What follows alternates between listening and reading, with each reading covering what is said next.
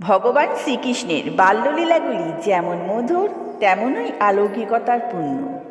ননিচোর কানাইয়ের দুষ্টুমি, মা যশোদার আদর, আর এই সব কিছুর মধ্যেই লুকিয়ে আছে তার ঐশ্বরিক মহিমা। এমনই আর এক অবিশ্বাস্য লীলা হলো ব্রহ্মাণ্ড দর্শন লীলা। আজ সেই মহিমার ঘটনাটির সম্পর্কেই আমরা জানব। তাহলে জেনে নেওয়া যাক। একদিন বাল্যগোপাল তার সখাদের সাথে খেলা করছিলেন এবং খেলা ও দুষ্টুমি করতে করতে গোপাল মাটি খেয়ে ফেলেছিলেন। তার সখারা গিয়ে মা যশোদার কাছে নালিশ জানালো যে, মা যশোদা, তোমার কানাই মাটি খাচ্ছে। মা যশোদা ছুটে এলেন। তিনি কৃষ্ণকে খুবই ভালোবাসতেন, কিন্তু তার স্বাস্থ্যের ব্যাপারে খুবই সতর্ক ছিলেন। তিনি কৃষ্ণকে বকুনি দিয়ে মুখ খুলতে বললেন, কানাই মুখ খোল, দেখি তুই মাটি খেয়ে ফেলেছিস কিনা। কৃষ্ণ প্রথমে দ্বিধা করলেন, যেন তিনি খুবই নিরীহ। তারপর মায়ের আজ্ঞা পালন করতে গিয়ে তিনি তার ছোট্ট মুখখানি ধীরে ধীরে খুললেন। মা যশোদা ভাবলেন তিনি হয়তো কানাইয়ের মুখে এক মুঠো মাটি দেখতে পাবেন, কিন্তু কি দেখলেন মা যশোদা?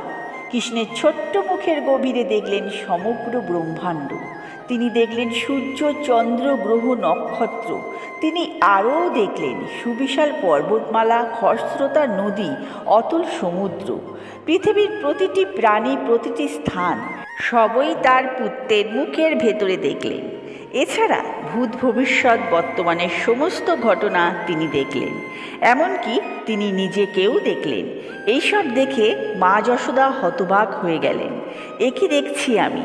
আমার এই ছোট্ট ননিচোরা কানাই কি তবে সাধারণ শিশু নয়? ইনি কি স্বয়ং ভগবান? এই অলৌকিক দর্শন মুহূর্তের জন্য যশোদা মায়ের মনকে স্তব্ধ করে দিলেও শ্রীকৃষ্ণের যোগমায়া তাকে আবার পুত্রস্নেহের ঘোরে আচ্ছন্ন করে দিল। এর ফলে মা যশোদা সেই মুহূর্তের ব্রহ্মাণ্ড দর্শনের কথা ভুলে গিয়ে তার পুত্রকে পরম যতনে জড়িয়ে নিলেন। এটি প্রমাণিত যে শ্রীকৃষ্ণই পরম ব্রহ্ম, যার মধ্যে সমগ্র সৃষ্টি এবং মহাবিশ্ব বিরাজমান। ব্রহ্মাণ্ড দর্শন লীলা আমাদের মনে করিয়ে দেয় যে আমাদের ছোট্ট জীবনের প্রতিটি মুহূর্তেও পরম সত্তার অলৌকিক উপস্থিতি থাকতে পারে। বন্ধুরা, ভিডিওটি কেমন লাগলো? যদি ভালো লেগে থাকে তাহলে অবশ্যই করে লাইক, কমেন্ট, শেয়ার করে দিন এবং এরকম ধরনের ভিডিও পেতে চ্যানেলটিকে সাবস্ক্রাইব করে আপনারা আমার পাশে থাকার চেষ্টা করুন। আজ এই পর্যন্ত। আপনারা ভালো থাকুন, সুস্থ থাকুন।